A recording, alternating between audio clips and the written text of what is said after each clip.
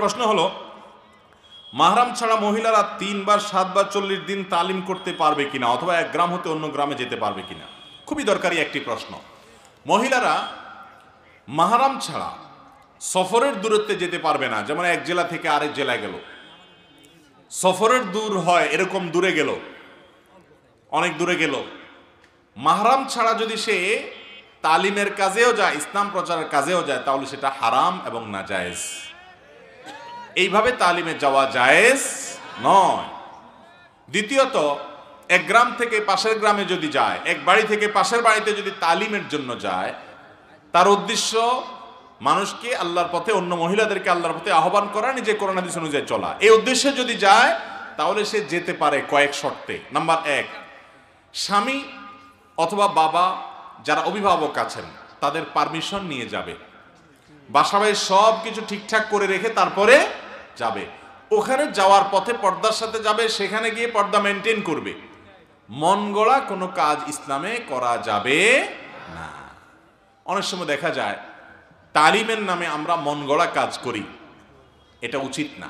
এজন্য কোনো এলাকাতে মহিলাদের তালিম থাকা উচিত। আমাদের দেশে মহিলাদের দ্বীনি শিক্ষার ব্যবস্থা নাই বললে চলে। পুরুষরা তাদের ঘরের মহিলাদের যেরকম দ্বীন শিখাবে, তেমনিভাবে অনলাইনে অফলাইনে মহিলাদের দাওয়াতি কাজ করার সুযোগ দিবে। আল্লাহ কোরআনে বলেছেন, আল মুমিনুনা ওয়াল মুমিনাত বাদহুম আউলিয়াউ বাদ। ঈমানদার পুরুষ নারী একে অন্যের পরিপূরক, তারা উভয়ে, অর্থাৎ নারী পুরুষ উভয়ে, ইয়ামুরুনা বিল মারুফ ওয়া ইয়ানহাউনা আনিল মুনকার, সৎ কাজের আদেশ দিবে, অসৎ কাজের বাধা প্রদান করবে। এটা শুধু পুরুষরা করবে না, নারীরাও করবে। তার মানে এই না যে নারীরা অন্য পুরুষদেরকে যায় করবে।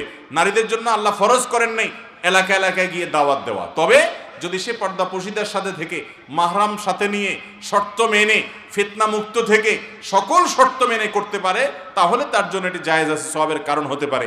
আর নিজের বাসা বাড়িতে আশেপাশে মহিলাদেরকে নামাজের দাওয়াত দিল, নামাজের তালিম দিল, ইসলামের তালিম দিল, এটা জায়েজ আছে, এটা কোনো অসুবিধা নেই। কিন্তু সব কিছুতে মনে রাখতে হবে, ওই যে অভিভাবক, ঘর সংসার, এগুলো বাদ দিয়ে করা যাবে।